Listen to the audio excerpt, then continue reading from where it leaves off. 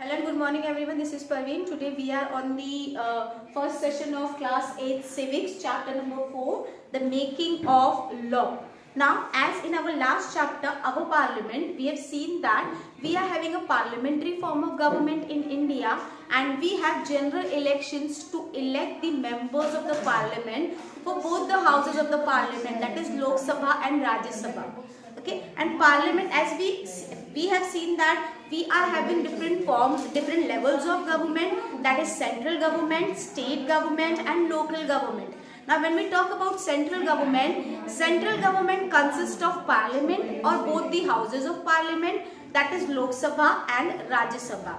Now central government or parliament is having a responsibility or having a power to make laws for the nation, to make laws for the country. Now when we talk about the law making, so in this particular chapter we are going to learn or study about the law making process in parliament under both the houses of parliament, that is Lok Sabha and Rajya Sabha. Now what is law making? Law making means whenever any law needs to be made in country or whenever there is a need and requirement of any law to be there in a country, then that law can be passed or that law can be enacted in parliament in both the houses of the parliament.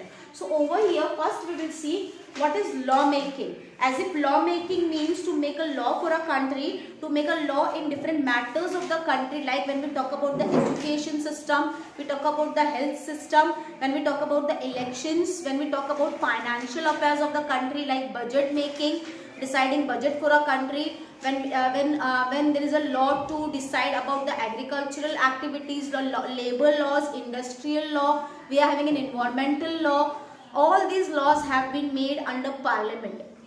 Also over here we can say that parliament is a supreme law-making body in our country and it can make, enact or change the law. In parliament not only we can make a law, but the law has been enacted also and it can also be changed, which is called as amendment of the law or amendment of the constitution. Like we are having certain constitutional law which needs to be respected, but as time goes on, as generation changes, as people changes, society changes, we need to have change in those particular laws which has been made earlier. So that change can also be made under parliament. So over here we can say that in India, parliament is a supreme authority or a supreme body who is having a power or right to make a law for a country, for smooth running of a country.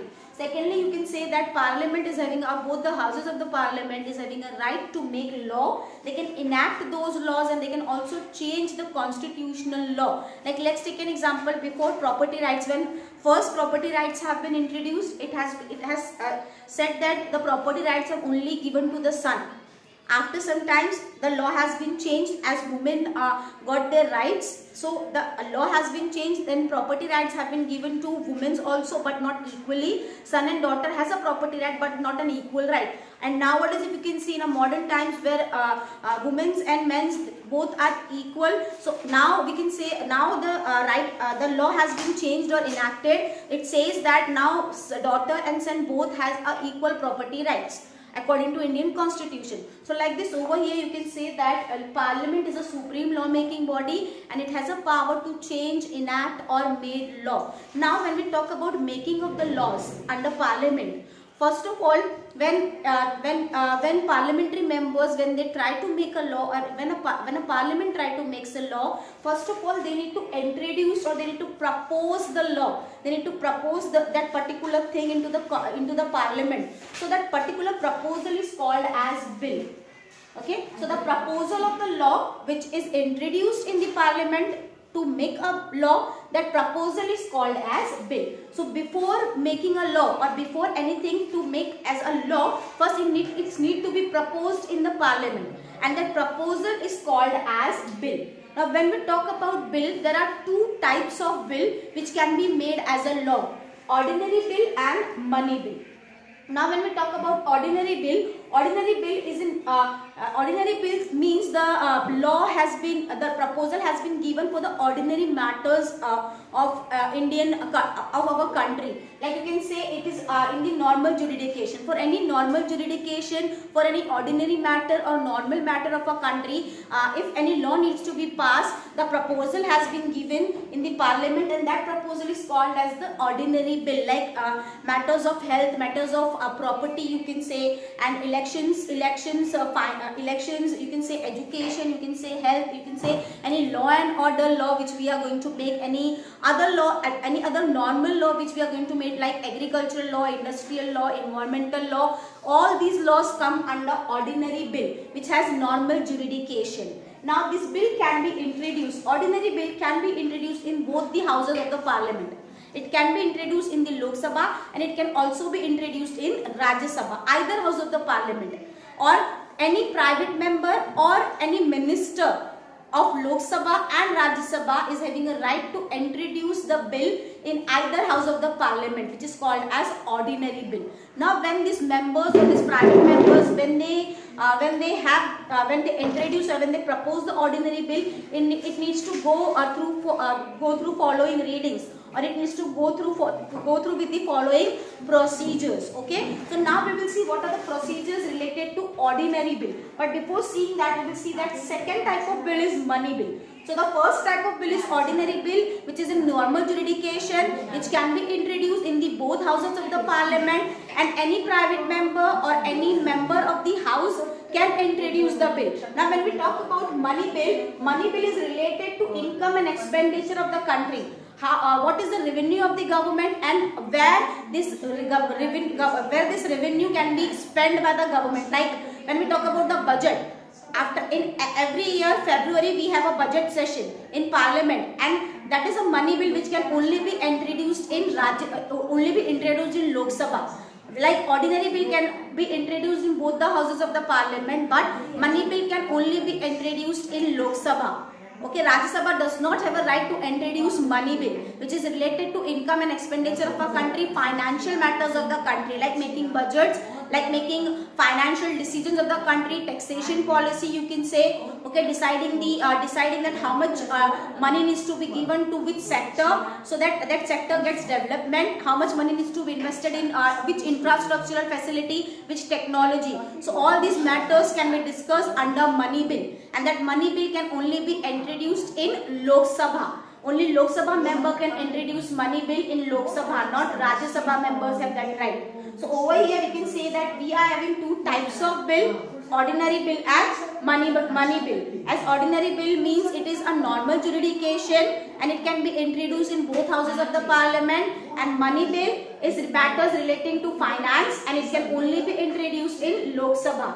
Now when we talk about these two bills, there is a procedure or there is a readings through which these bills needs to be take. So now when we talk about these procedures or reading, first we will take ordinary bill.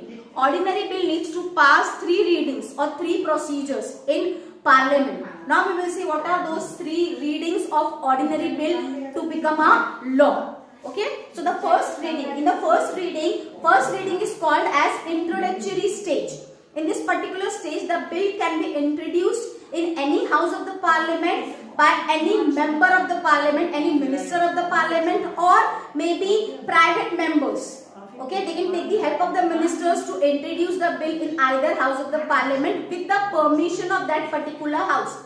First, they need to give a proposal to a particular house to ask for a permission that they wanted to introduce that bill in that particular house. When the house gives them permission, let's take an example. If a member wanted to introduce the bill in Lok Sabha, so they ask for the permission to Lok Sabha. They have given the proposal to the Lok Sabha. Then, with the permission of Lok Sabha,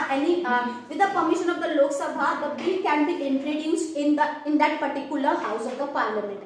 That is why this first reading is called as introductory stage. Now, in this particular stage, concerned minister or concerned private members who is going to introduce the bill ask permission from the house of the parliament where the bill needs to be introduced. After getting a permission, copies of the bill is given to each member of the house. Each member of the house will get the copy of the bill so that they can read it, so that they can understand it. There was no discussion in that stage.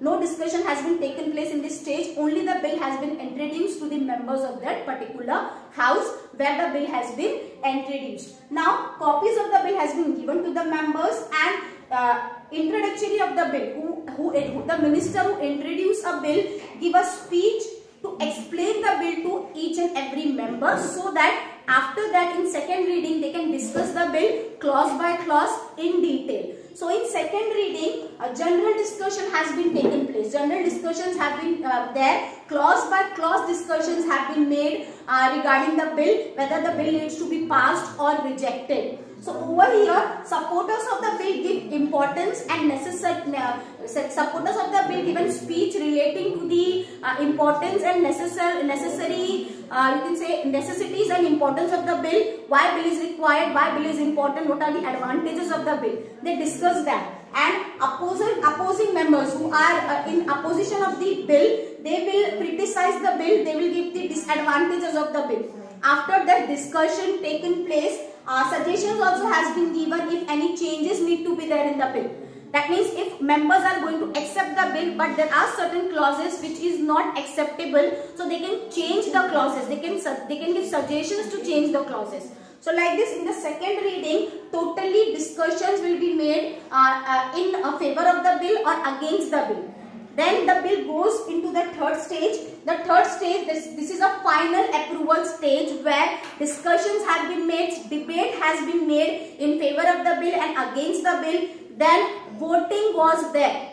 There is also a voting system. Votings has been made in the favor of bill or in against the bill. Then if majority of the members accept the bill, majority of the members vote in favor of the bill, then the bill can be passed. If majority of members will not give vote, not are in the favor of the bill, then the bill has been rejected. So over here, if a majority of the members have given the voting in the favor of the bill, so the bill can be passed on or moved on to the other house of the parliament, and the same procedure will be there in the other house of the parliament also. Like let's take an example. If a bill has been introduced in Lok Sabha, after Lok Sabha the bill has been moved to Rajya Sabha, and in Rajya Sabha also these 3 readings are there. The 3 same readings are there. Then after that, when bill has voted as majority, then the bill passed on to or sent to the president for president's signature, because without president consent or president's signature, no bill can be made as a law or no bill can be passed as a law. So over here you can say that these all are the 3 readings under which are procedures through which the bill which has been introduced can make law. So this is the law making process in the parliament. This is a law making procedure in the parliament. First reading, introductory stage, second reading, discussion stage, and third reading, final approval was there, and after final approval the bill has been sent to the president for the signature or for the consent. Then after that the bill becomes law. So I hope you understand what is law making process and how ordinary bill can be passed in parliament and how ordinary bill can be made as a law in the parliament. Now in the next session we are going to see money bill, how money bill can be introduced and passed in the parliament. Till then, thank you. Done.